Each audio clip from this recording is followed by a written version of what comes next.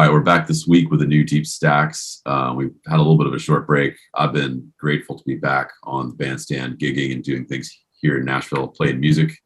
And from what I hear from afar, good old Horizon Records there on the corner of Stone and Main in Greenville, South Carolina, has been moving a whole bunch of vinyl around. I got some pictures, maybe I'll sling up there at the end for all you vinyl lovers. But we're glad to be back. And this week we are talking about truly in our both of our Hall of Fame, without a doubt, Chuck Prophet. And as is often the case with these episodes, we try and talk about artists that we admire, from start to finish, their whole catalog. But to kind of make it a little more palatable and a little more specific, we generally have tried to focus on one album. So for Chuck Prophet, we're going to do No Other Love. But his whole, career has been outstanding. Why don't you start us off, Dad, with your thoughts? I know you have some history about kind of what preceded his, solo career. No Other Love, by the way, is on New West Records and came out in 2002 for a point of reference. So he's a fairly modern guy. But yeah, tell us your thoughts about that album and just kind of lead us off. What do you think about Chuck? Yeah, glad to be back. And indeed, while we weren't talking Deep Stacks, I was moving mountains of records, or I guess more accurately, the noble and long-suffering crew at Horizon were moving hundreds and hundreds of boxes of records into a small room to set up. Anyway, Chuck Prophet, man, it's a pleasure and an honor to talk about Chuck Prophet. I really, really, really respect his oeuvre and his work. And it starts back in those dark, evil days of the 80s where everybody thinks it was all about The Cure and Haircut 100. It was not. It was really all about Green on Red and Dream Syndicate and some really amazing sort of twanged out garage psychedelia country rock melange. If that's a word, if it's not, I just made it up. But anyway, Green on Red operated between 1985. Well, Chuck was in it through 4 records that I particularly remember really enjoying: Gas Food Lodging, No Free Lunch, Here Come the Snakes, and The Killer Inside. And these records were eye-opening. They were just sort of, like I said, sort of garagey psychedelia, but there was this sort of weird Neil Young gone kind of real wrong sort of country rock undertow to it in some ways. And subject matters were really about odd and weird and different things. And we loved him. There was a guy that worked at Horizon, and I'll give a fond memory out of a shout out to the late, great, illuminating in all our lives, Gary Arajo, who was obsessed with all such things. He brought Dream Syndicate and Green on Red to the red hot active status in the play stack back in the day. And we all were better men and women for it. And I love those records. And then Chuck went out on his own and, had a lot of different records. And in 2002, we just barely missed the official 20th anniversary of No Other Love. Oh, we're right on time. Yeah, it's my fault. I got distracted. But there's been a lot of great records. And Chuck is one of those guys that I feel like, some of which we've already touched on in our episodes, are just that great cartel of, I think, the most wonderful heroes of American rock and roll and songwriting that should be getting the Pulitzers, the Nobel Peace Prizes, and the Grammys in multiples. And I'm talking about some of our Deep Stacks alumni, John Doe, Kevin Welch, Garland Jeffries, Dave Alvin. These guys, they all had their own flavor, but they, I think Chuck sort of fits in that same herd, even though he's his own vision and his own sound.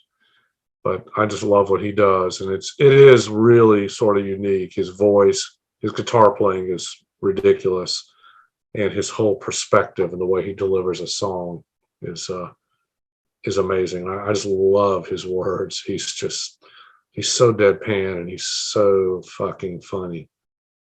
Wry, I don't know how to describe it. If you've listened to one of his records, you'll know. And I hope anyone that catches this little video will do so. Yeah, I love his radio show. Anyone that's watching Yeah. it should take a chance. Pause the video, look him up. I'm pretty sure it's on. I know it's on his website, probably all his socials. It's like I think it's largely focused on country music. I've listened to it a few times, and his intros are brilliant. They're very theatrical and really funny. They always make me smile. Do you know what I'm talking about? Yeah, yeah. I Yeah. saw a Facebook thing was actually had a video. Yeah, he says stuff like you know, you don't need a passport, you don't need a ticket, you don't need an e-bike, you don't need an iPhone. You can come, you can bring your dog, you can bring your hamster. There's there's no obligation to buy, and he just goes. It's like this beautiful thing, and it, you know, very short and very very funny.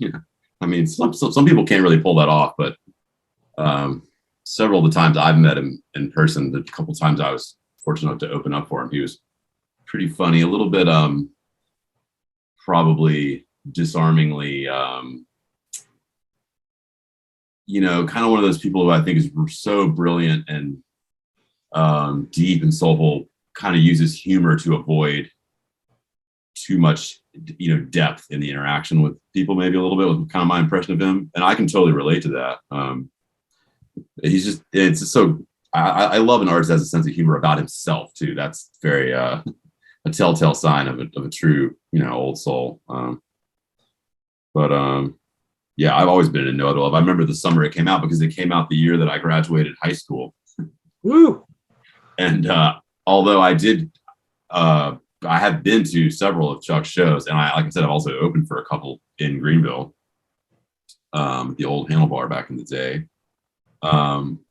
Like a true teenage sort of smart ass, getting in touch with my inner Bob Dylan, or maybe my inner Chuck Prophet in this case. For whatever reason, I decided that when he came to town on that tour, on the No Other Love tour, I went to the pool I went to our great Uncle Bill's pool instead, and there was like a pool party, because I thought it'd be cooler to like blast the record. Like, what would Chuck do? Like, nah, man, like let's go to the pool and like party with all the girls and like blast the record. You know, probably maybe somebody hadn't heard of. I'm going to show you this cool album. I'm going to put this thing on repeat. I'm going to get in the pool. We're going to have barbecue and listen to the record out there. Meanwhile, on that particular night, he was playing at the Handlebar. After that, I always kind of felt that was sort of dumb. I kind of regretted that, but in a certain sort of way, it was like maybe there was a cosmic truth to like the fact that summertime thing, and some of those songs that are so kind of summer oriented were just, you know, and then on a certain level, I think about him the same time playing those songs and me across town blasting the record in an actual pool, having like a pool party. It was kind of fun, but and I've also just studied his records as a songwriter myself. I was rediscovering that now in terms of the production. The way he uses drum machines is incredible. Also a very hard thing to do. I feel like the only person that I've heard do it as artfully integrated with live band, live instruments, probably J.J. Cale, I would say, maybe. Although I'm sure as soon as I say that, I'm sure there are exceptions to it. But I love how he uses drum machines on here. It's very modern. I don't know, what do you think about some of the songwriting? I know you were talking about some of the influences that he is like the amalgamation of. He's definitely one of those people in my mind that kind of epitomizes like a narrowing point of pulling a lot of influences that really are from your generation. Like when I listen to Chuck, I hear Neil Young, Bob Dylan, Tom Petty. I hear all those icons that are really your kind of generation's heroes, but my generation is rediscovered. And then he is kind of in the middle of our father-son kind of generational gap. So I think he represents a really kind of a special person in American kind of music history, in the way that he's one of those rare people. Also, like I would say John Hyde is another example of someone who kind of, you know, he's a kind of a totally different case and point in time and all that, but it's the same thing of like kind of pulling together a bunch of influences into one person. But what do you think about the songwriting on this record? How would you describe it? Or I know you have lyrics you wanted to share that are great. I just love his songwriting, and you're right. He's sort of, I don't like to always say, well, this person sounds like that, or this, you know, it's just like in classical music. Well, that's Beethoven or Brahms, or if you play jazz, it's like you can never escape the fact that, you know, Coltrane played the tenor and this kind of stuff. It's the same in rock and roll. You know, he sounds like Dylan, or Petty and Neil Young. But you're right, he is sort of perspective from that middle generation between the two of us, and great advantage. And I like to think that, you know, when I hear Chuck Prophet sing and lay out some words in his songs, I feel like I'm talking to somebody I know. And I don't mean that in a weird way. I've only met him. I don't know if we've exchanged 2 sentences, but I just, the perspective and that sort of weird sideways look at you, or that deadpan odd perspective on things, I really identify with. And yeah, I mean, you know, when I came up, and I was really into some of the crazy sort of literature of the day, you know, I loved Hunter S. Thompson, Fear and Loathing in Las Vegas, and the Richard Brautigan, you know, Trout Fishing America, which had nothing really to do about trout fishing directly in a lot of ways. Anyway, some of these songs just have some great lines. And of course, Summertime Thing to me is one of the ultimate summertime songs. And it's timely that we tout it now, because we're all in the middle of some kind of, call it what you want. It's a friggin' heat wave, you know, climate change denial or not, you know, we're in a major heat wave right now when we're in June. And it's going to be 105 degrees in South Carolina. But so let's talk about that song for a second. Are you about to read a lyric? What was the lyric you're going to read? Well, I'm on these other lyrics here. Is I love that one about it's the lead off song. It's the What Can You Tell Me? And I love this thing. You know, he says, I lost control on the Miracle Mile. She had big hair and an innocent smile.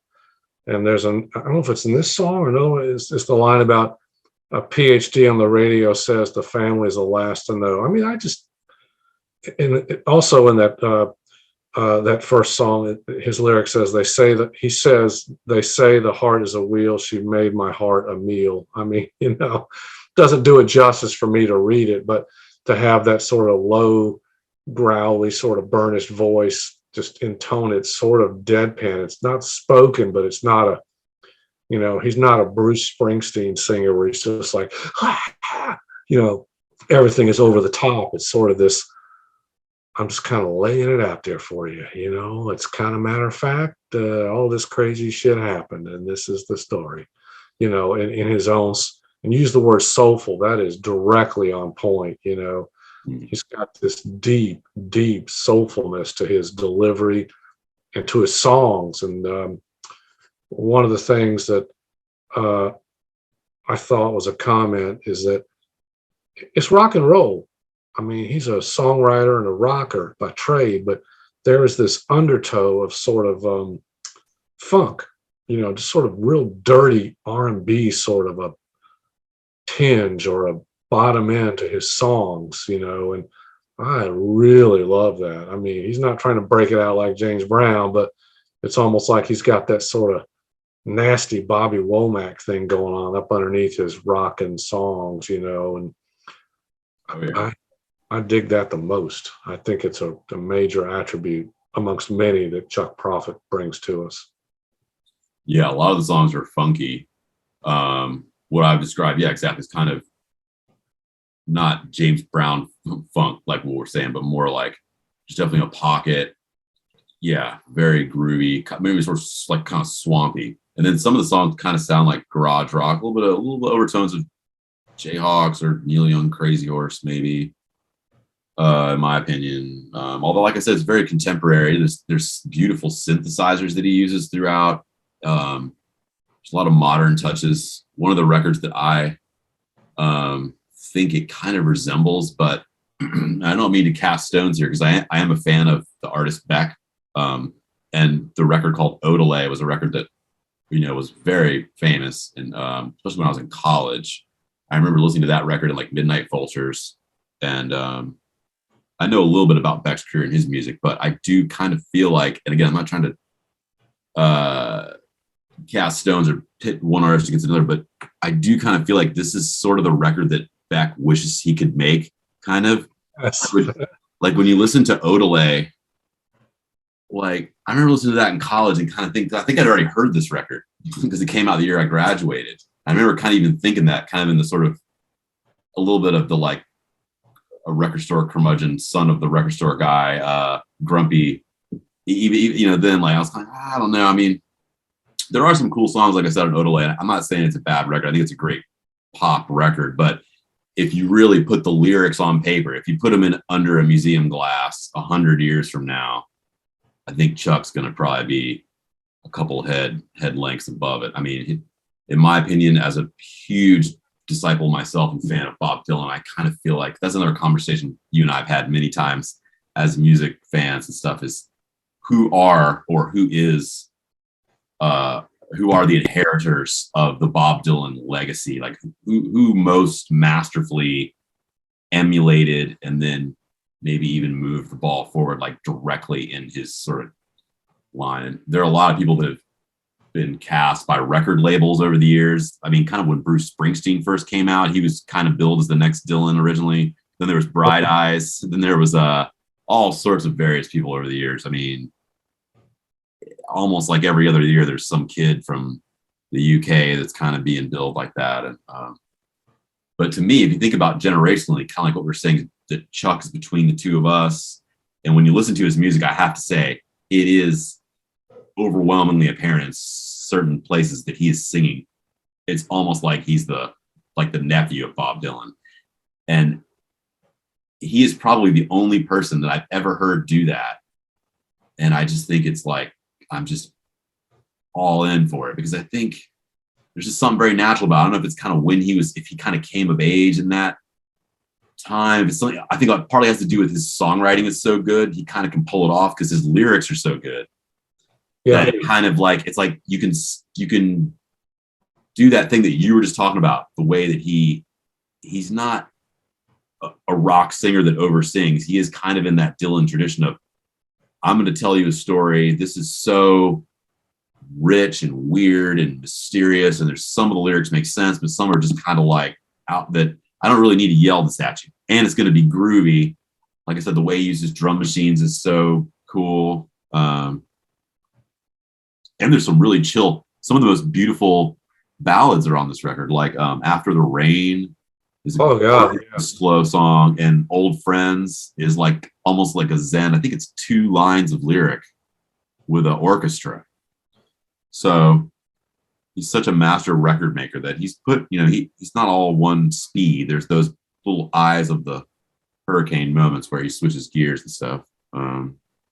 The title cut, I mean, No Other Love. I mean, that's what, 2 phrases? Oh, Mama, I'm Flying. No Mama, I'm Flying, yeah.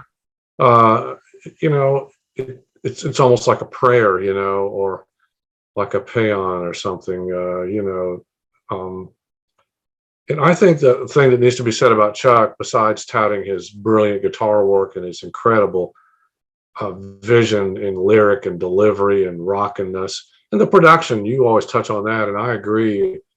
He's got a way, kind of like that John Doe Forever Hasn't Happened Yet. There's something about the way that he puts together the mix and the different instruments. It's the same 5 or 6 instruments that almost anybody has, keys, bass, guitar, drums, a little bit of electronic.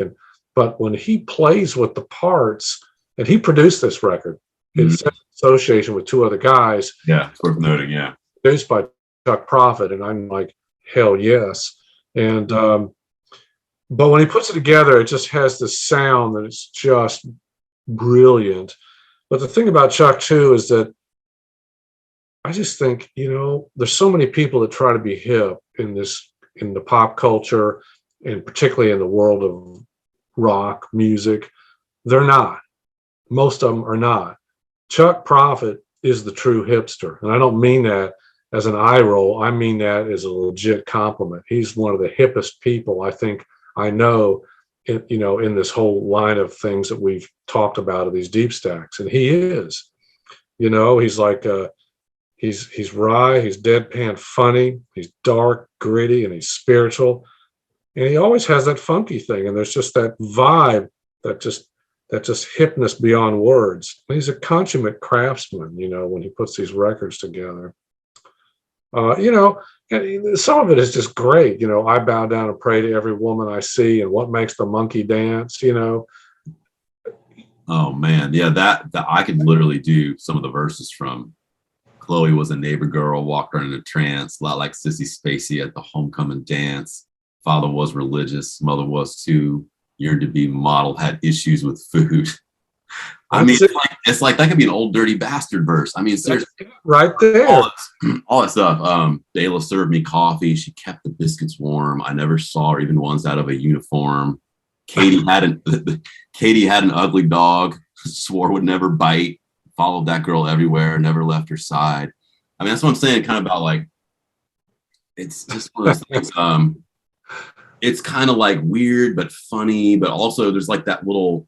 In the same way, like John Prine and a lot of the other great songwriters, they have that thing where there's like a little, like when you see something shiny on the ground and it catches a piece of light, there's like a little piece of kind of some weird kind of wisdom in some of it, but also it's just kind of beautiful, funny imagery. Like I was listening to this before we did the episode, and that line about Katie had an ugly dog came on when I was in the kitchen. It just made me laugh because it's great. It's funny, but at the same time, it sounds like that song is, like you're saying about the hipster and the cool thing. That song is bad to the bone. That song. I mean, it's the synths and the way the low end on this record sounds, just like you were saying, as somebody who's recorded bass and kick drums and watched all sorts of different people work in Nashville and other places, like the kick drum, if you turn this record up, if you crank this record up loud, it sounds amazing. The kick drum, the low end, like all that stuff you're saying about the way he puts the stuff together, you can just tell. I think it's just from having made a ton of records. He's just like a OG veteran dude. He's just made absolutely. And, the thing about pride that you mentioned too. I mean, on the surface, people would argue for days. Well, there's nothing. Chuck Prophet, pride. It's two different things. But when you think about it, pride has that detail has that eye for the odd detail.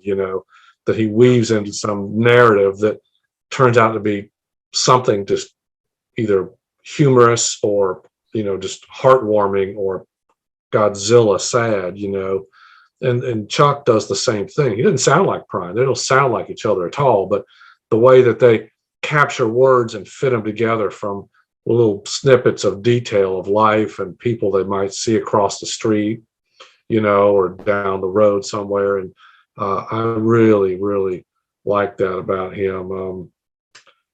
I was going to say something else. No. Yeah, and the thing he puts in the little drum machines here and there, the way it starts off with the little rainbow sprinkles, the little comment about that. Yeah, that's kind of, you mean to tell me I can get my little rainbow sprinkles? Yeah, go ahead. Yeah, just that sample's great. It's all very sweet. It's very sweet but kind of edgy. Which is kind of like him as a person too. It's kind of, you want to kind of hang out with him, but he's sort of like the big brother that's just off to the next thing. I love that radio show, like we were saying, those intros. I always love watching those. And also I'll say on this record there's some great telly moments I was re-listening to. Like what I mean by that is like really great, perfect twangy, like Willie Nelson Renegade Nashville telly sound. There's some great trumpet parts on this record that sound like almost like Austin, Texas kind of. There's just it's just very, very diverse, and all the songs are great. The Storm Across the Sea song is really cool. There's some songs that kind of tell stories. Yeah, I don't know. I just think he's just such a great artist that has had a huge influence on me. And he's one of the people that whenever people tell me, whenever I do a show, or like inevitably as a songwriter, you always get people say, "Oh, you sound like whoever." There's been a few times in my career where people have said, "Oh, you remind me of Chuck Prophet," and I always think that's a huge compliment. I had a guy the other day tell me after I played a solo set that I sounded like Lou Reed that could sing. I don't know what to make of that, but anyway, Chuck Prophet's one of those guys that masters that thing about not necessarily having to sing every song. And that song is kind of our favorite, or one of our favorites, the Summertime Thing song. Like you were saying, we're in a heat wave right now. I mean, my God, it's got like the slow kind of drum beat, almost like they're kind of that tempo for the heat. And then he just comes in talking it. talking the verses, you know. It's Like it, it's bad to the bone. It's just ridiculous. Um, yeah, I just think he's a hero for me in this music thing that we call rock music.